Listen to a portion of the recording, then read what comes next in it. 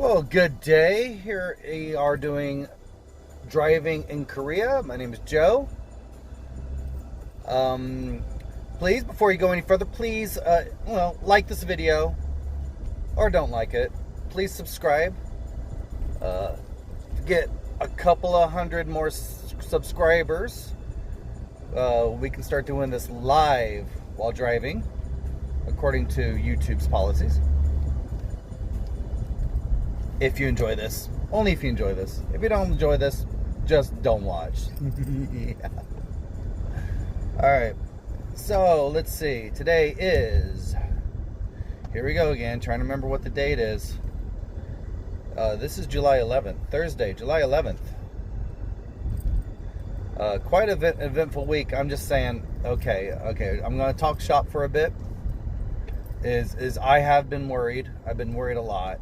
I always worry, even though every year we're fine, but it's always, we have a really good, we have two peak seasons. We have tent poles in our tours, and it is spring and autumn, and we had a really elongated, really long peak season this year, and then suddenly everything dropped, and for like a week or so, we weren't hardly getting any bookings. And any bookings we did get was from the OTAs, Viator and Get Your Guide. Nothing directly through our website. And we prefer that people book directly through our website because then we get to keep the money. And money helps us pay bills. So, let me see if I can focus this. Alright, we'll see. So I was a little worried about that, but things have been picking up again. Good many bookings, especially for July. July and August tend to be pretty dead. Even though last year August was picking up, but July is just. I know for a lot of other parts of the world, July is a very active tourist season. In Seoul, it's not. Nonetheless, we've had some of the cleanest air in a long time. Walter on Twitter was stating that this has been the longest period of clean air that he's seen in a while. Last night did a chicken tour with the Wyld family. Wyld Family Travel, spelled with a Y, W-Y-L-D. Wyld Family Travels. They were a lot of fun. A family from Australia, traveling around the world. The youngest one, Marley, said that she has been to over 30 countries. And she was proud of that. And that's great. She should be proud of that. Lovely, lovely family. They were a good time. So we tried the new chicken tour that I designed to replace the old one, since 2 out of 3 of the original locations for the original Hongdae chicken tour are no more, or one's moved to a location that's outside my radius, and I'm kind of sad about that. So I designed this new tour based in Gongdeok, which is it's been piled up from different things I've been trying recently. It's not all fried. It's different types of chicken. The first one is supul dakgalbi, which is charcoal grilled chicken. It comes from Chuncheon, which is a city to the east of us. I think it's like a college town, and they're known for their dakgalbi, or their chicken galbi. And the charcoal grilled one is quite a treat. You rarely do find this in Seoul, and I really don't think you find it outside of Korea. But it's one of the best. It's such a treat. Anytime you can get supul dakgalbi. Supul means like charcoal fire. Dakgalbi. It's one of the best things ever. So found a way to put that on the tour. Of course, you go to any place, and I love this one place we go to because they're just so hardcore, gung-ho, Chuncheon, Gangwon Province, Gangwon-do. We love it. They even give you free Gangwon-do bottles of Gangwon-do mineral water. And they, of course, they serve makguksu, which is a type of chilled buckwheat noodles. And theirs is delicious. We used to go to a Gangwon-do place on the barbecue tour that served a great makguksu. It's no more. I miss it. But this place is sort of taking up the slack. They do a really good makguksu. I wish I could reincorporate that into the old barbecue tour. But now we have it on the chicken tour. The second place we go to is what I think is a new trend going through Seoul. I've been seeing these places pop up a lot, even out in West Seoul, where I'm driving to now. And it's called Nulinji Tongdak. Basically, it is spit roasted chicken over a wood fire. So, ooh, it's yummy. I think it's oak, which I know that's the vodka of woods if you're smoking anything. Doesn't impart much characteristic flavors. Nonetheless, it is wood fired, and you can smell it. It is a lovely aroma. Nice crispy skin, juicy meat, and they do one better is they butterfly it on top of a hot pan of sizzling crispy rice, served with a side of hot mustard sauce, a little bit of kimchi, some radish stem kimchi, which I love in the summertime. Cleanses the palate, and serve that with beer. It's just such a lovely thing. Such a lovely thing. And it's a fairly new place, and I was kind of iffy about bringing it because since it is trendy, there is a wait to get in. Especially, we had a group of 5 last night, but for this tour, I'm keeping the groups fairly small because it would be impossible if I had a group of 10 to go there. Then our final stop is good old Tutu fried chicken, my favorite little Tutu fried chicken. Mom and pop store, my secret little place. I mean, not so secret. I mean, I would love for more people to give it business. They're such great people. They're always giving us something special. Even though I ask them not to because we're already full. We can't eat all that food they pile on us. Last night he made us some kimchi jang because it was raining. Kimchi pancake. We traditionally eat pancakes, savory pancakes when it's raining. Particularly pajeon, which is the green onion pancake. Or bendaetok / nukdujang, which is mung bean pancake. I love it. I love it when it's raining and we get to have our jang with a little makgeolli. We didn't have makgeolli last night. We just had a little bit of beer. He made something else for us too. Oh, he made us some fried ramen noodles. They're a little sweet. The girls loved it. But anyway, Tutu fried chicken is classic 90s style fried chicken. And they tore into that. They were velociraptors last night. Every chicken turned into an archaeological dig. It just became bones. In fact, I ordered 2 chickens at the second place. Because the first one, I just had one bite, and then I looked down and there was only bones left. They just ripped into that. They're fun people. So I had a good time. I really love this chicken tour. I really hope more people book it. Well, for one thing, it's lots of fun for your guide. It's lots of fun for me. But it's also every place we go to is very unique in Seoul. You will not find any of these places outside Korea, as far as I know. I heard there might be a Nulinji Tongdak in Dallas, of all places. Gotta be careful. There's always where I live it's been in constant construction mode for the past 5 years, and I'm always having to go work around construction vehicles. So, it's a construction vehicle right here. Alright, so I think people have been asking, like, what's going on in Seoul. Okay, so today is going to be basically new stuff that's been on Restaurant Buzz Seoul.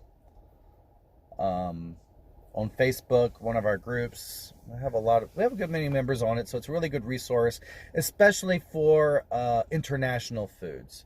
We have other groups. We have Korean Food Lover Seoul. I'm trying to create some more resources where we can share more Korean places. We do occasional Korean places on Restaurant Buzz, but Restaurant Buzz tends to be Koreans and expats looking for something that's not in the ordinary, not the typical types of restaurants. We used to joke that Seoul is the world's largest small town because the variety of restaurants when it comes to international food was very slim. So we've seen this exciting explosion in the past few years of more quality international restaurants. One thing, Chris on Chris Cron Lewis, who also does the YouTube channel Digitalsoju. If you ever seen those videos of North Koreans eating American barbecue or things like that, that's Chris. Chris is from New Mexico. Great guy. He was posting about a new restaurant, Dos Locos.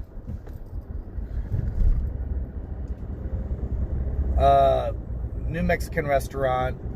It's owned, the chef owner is from Mexico City, or from Central Mexico. 2 of the staff are also from Mexico, which is rare in a Mexican restaurant in Korea to actually have staff from Mexico in a Mexican restaurant. I know in America that it's the opposite. It's rare to not have staff from Mexico, but here, yeah. And he was raving about how it's the best Mexican he's had. They're in Gangnam. And I will go on a ledge and say, in the past few years, Seoul's Mexican scene has gotten really good. I credit Vatos Urban Tacos for that. Some people complain about Vatos being overrated, overpriced, not authentic. They never claimed to be authentic.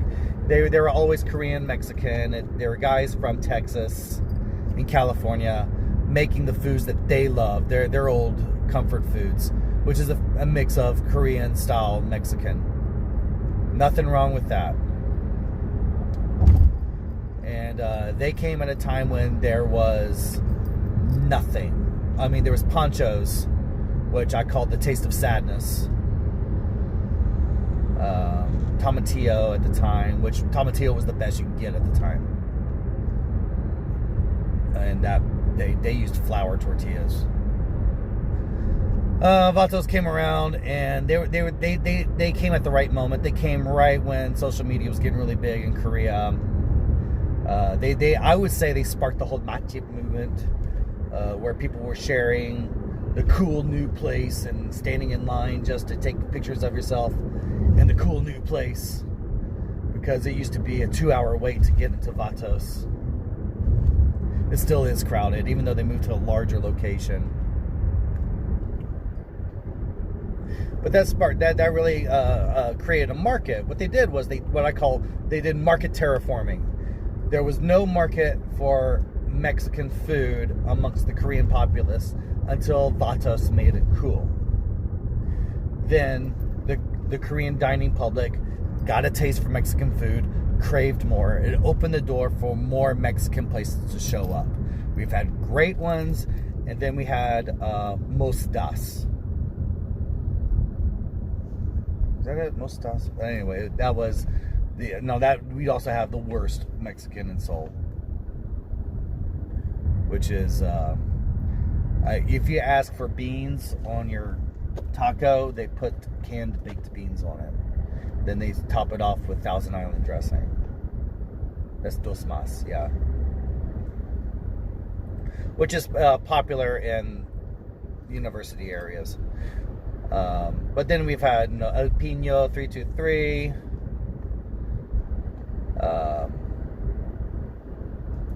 Some other great ones have popped up. Of course, I'm driving, so don't expect me to name things. I'm horrible with names, especially when I'm driving or when I'm drunk or when no, I don't drunk drive.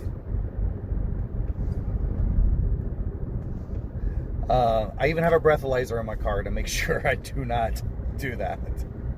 If I ever hit above it, I just sit in the car and watch Netflix until my breathalyzer goes down. Or I just take the bus home. Or just leave the car. So Mexican food's the quality's gotten great. I mean, of course, you have your entitled expats who weren't here before. And we do have a certain level of entitlement amongst expats, especially certain just out of college English teachers. First time away from home, and they want everything to be exactly how it was at home.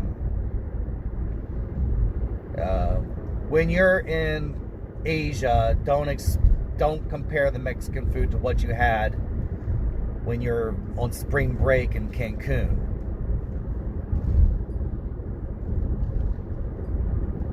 You're in Asia. Also, don't expect to compare Korean food in Europe to be the same as what you had in Busan. Don't do that. That's dumb. And it just shows more of your level of entitlement than any comment on the food itself. Because I've done it. I've run 2 restaurants in this country. I've run and I was stubborn. I was trying so hard to keep it authentic to the food I grew up with. And the pressures were there. You just couldn't do it. The dining public, you have to, okay, you can stay stubborn or you starve. I mean, you stay stubborn or you pay your bills. For example, my first barbecue place, I was doing Decatur, Alabama style barbecue. In Decatur, Big Bob Gibson's, they keep winning Memphis in May and all these other barbecue contests around the world. So I was kind of doing that style of barbecue, the style I grew up with, which everyone from Decatur, Alabama knows the style of barbecue. They cook the style of barbecue in their house. And traditionally, and this is true, Gibson's and also Dreamland in Tuscaloosa, it's no frills.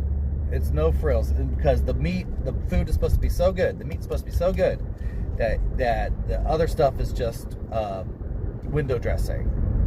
So traditionally, you would serve it with just plain sliced white bread, and which kind of doubles as a napkin for your fingers. And of course, people complain because, oh, this bread is so ordinary. It's not fancy. So I had to go and switch to butter rolls, which is fine. But other things I've had to change. I tried to introduce artichoke dip. Ex-foreigners loved it. Koreans didn't. Koreans loved my French onion dip. But that was the way that went. All right. So that was okay. I went off on a massive tangent there. So Dos Locos in Gangnam. Someone else is pointing out Jyoti in Jonggak. Actually, my other restaurant was right above Jyoti. He was pointing out there's a street food there, an Indian street food called pani puri. I know I'm pronouncing it wrong. Looked pretty good, but I think the poster was from India or has a background, kind of knows what they're talking about, and said that the pani puri at Jyoti in Jonggak is pretty good. More announcements. Banyan Tree, which is this resort secluded on Namsan Mountain, just opened a rooftop bar. I have been to Banyan Tree when I worked on Anthony Bourdain. They stayed at the presidential suites at Banyan Tree. So I was there a lot with the crew. In fact, when they left, they still had they still had time. You know, they left early that morning. What's that sound? Oh, that scared me. I thought something leaked. It was just white noise. They still had time, so they handed me the key and let me have the whole presidential suite of Banyan Tree to myself. That was great. Of course, being a premier hotel, you're going to pay premier hotel prices. There's a reason for that. I mean, they for one thing, they gotta their expenses are fairly high, and it's also, I'm sorry, it's a class thing. If you're going to part of what you pay for is that you're going to be with other people that can also afford that. And that's the way that is. And so you're not just paying for the drinks, you're paying for the atmosphere. Now for me, I like splurging on that stuff every now and then. I love that. There's a hotel, a new hotel in Hyundai called Ryse, R-Y-S-E. And I've noticed a lot of visitors have been staying there and they've liked it. But what they haven't taken advantage of is they also have a really nice rooftop bar. And on top of that, they're one of the few bars in Seoul that serves authentic soju cocktails. And I'm not talking about cheap ass green bottle shit. Oh, I cussed. They're not talking about cheap ass green bottle stuff. They're doing actually real handcrafted soju, good quality soju, and good quality Chinese baijiu.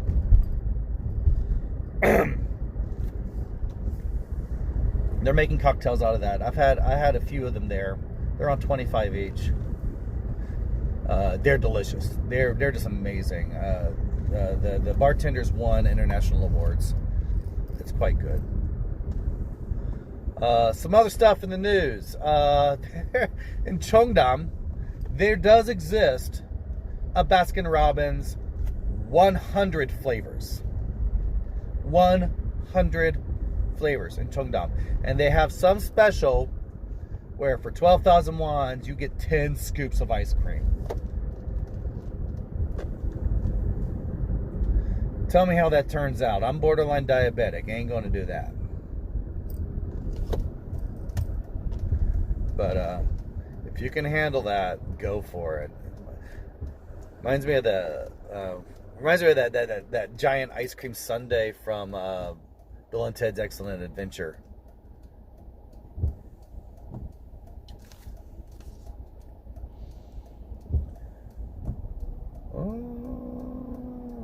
Oh, I was like, man, I can't read my own handwriting. I left notes for myself.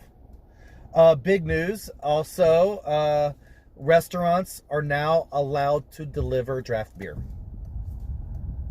They might need a license. I didn't check the details on that, but draft beer is now available, which means you can get craft beer too. So that's possible. Now, I remember in the past, you were able to get at least cass if you ordered chicken and beer. They would pull it from the draft and put it in a plastic bottle. I don't know if that, maybe they were breaking the law at the time, but I remember they were able to do that. So now legally they are able to do that. That's cool. Also, for our friends at Ciuri Ciuri, they're going to be on KBS on a show called Digitalsoju. I remember I was at Ciuri Ciuri a month or two ago, and they were telling me about it, that they were going to be on TV, and I love it. They're good people. They're good people. Ciuri Ciuri is an authentic Sicilian restaurant in Hyundai.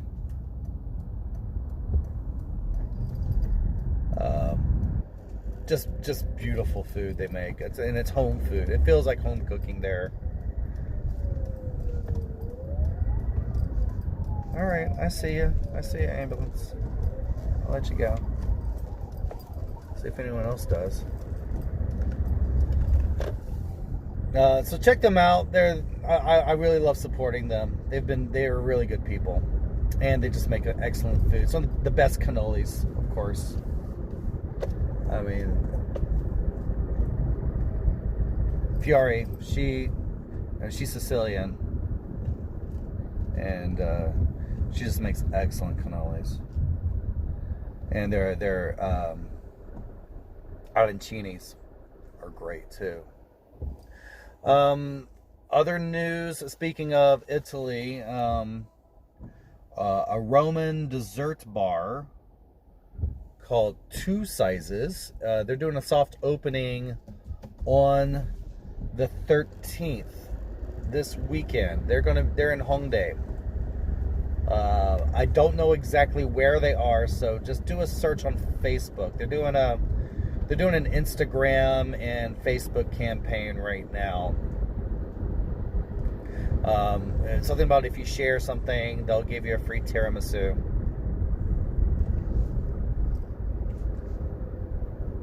In Korea, we love tiramisu. We have tiramisu everything. What did I see recently? I think I've seen tiramisu flavored Pringles. Maybe. I wouldn't be surprised. We have so many flavors of chips. Flavors of chips. Ha! Okay, so that's a big thing. I'll follow. This is a good Twitter account to follow. Weird Korean Snacks. It's one of the newer Twitter accounts that is really fun to follow. But the reason they're doing so well and they have so much content is because we've been having a lot of snacks coming out. The reason I think it is a few years ago, honey butter chips. Some Korean celebrities were talking about how they like these honey butters chips. And there was suddenly a big rush. Everyone had to get them. It was so crazy. You couldn't find them. So people were even selling them for $100 a bag on eBay. Went crazy.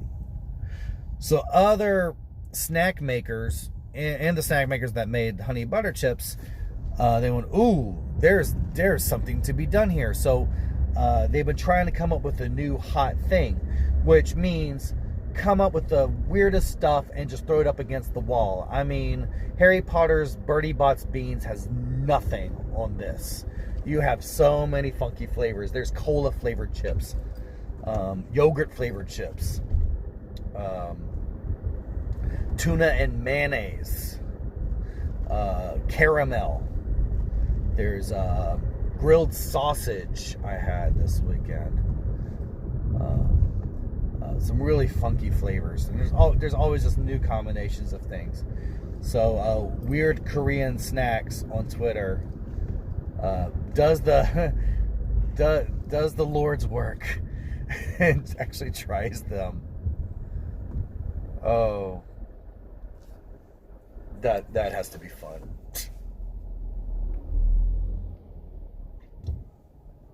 All right, well, let's see what we have coming up.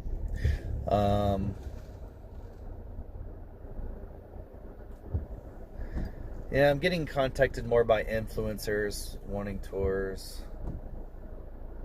I'm going to do it different. I don't think I'll really do the... let's see. I want to see how this goes. I'm going to do a separate series for tours. As in how to make your own tours. Marketing tours. Tips I've just gotten from all the mistakes we've made over the years. And now that we've done pretty well for ourselves. We've been growing 20% each year. Every year's been record breaking. To the point that I'm able to go on, spend money for vacation, go on vacations on the money we make from it. If I got a little more, I think if I got a little more seed money, I can make this totally make it full time. But until then, then again, I don't want all the complications that comes from investors. So I am fairly much a lone wolf on a lot of things I do. I've been burned a few times.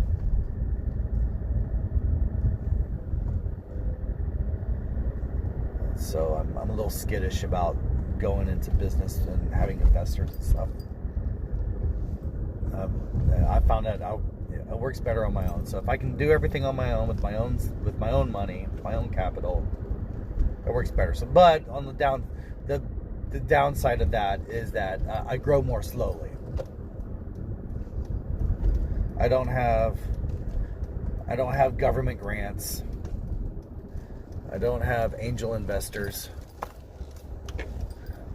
I don't have deep-pocketed business partners. It's really just me, just doing it on my own.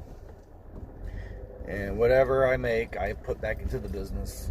And that's what it is. And we've grown. We've steadily grown. And that's been good because I've seen others who did get all the stuff that I mentioned just now. And they grew really fast and then they collapsed.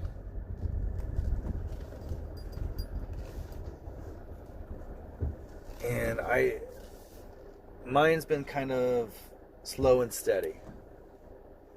And every time I keep thinking we're plateauing, no, we've just been doing this steady uptick in our bookings. Even though, I mean, I was really nervous,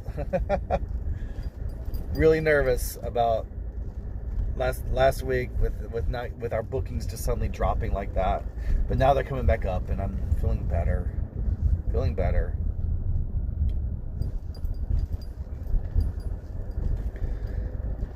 Anyway, starting to get to my destination. Again, please, if you like this, please, well, hit like, please. Please hit subscribe. Really would appreciate it. If you have any questions about Korean food or traveling in Seoul, traveling in Korea, please put it in the comments. I would really appreciate that. I love helping people out. I love just sharing. I mean, I've had 15 years of Korean food and travel knowledge stored up. I would love to find a way to share it. Because I've seen so many people make so many rookie mistakes, and I don't want you to make those rookie mistakes. I want you to really have a good time, enjoy yourself in Seoul, and with Korean food, I want you to really explore and just this amazing cuisine. Really appreciate it and make it part of your life if it's not already. Okay. Well, here we go, kimchi heads. Trying to think of a good tagline to finish these. I can't think of a good one.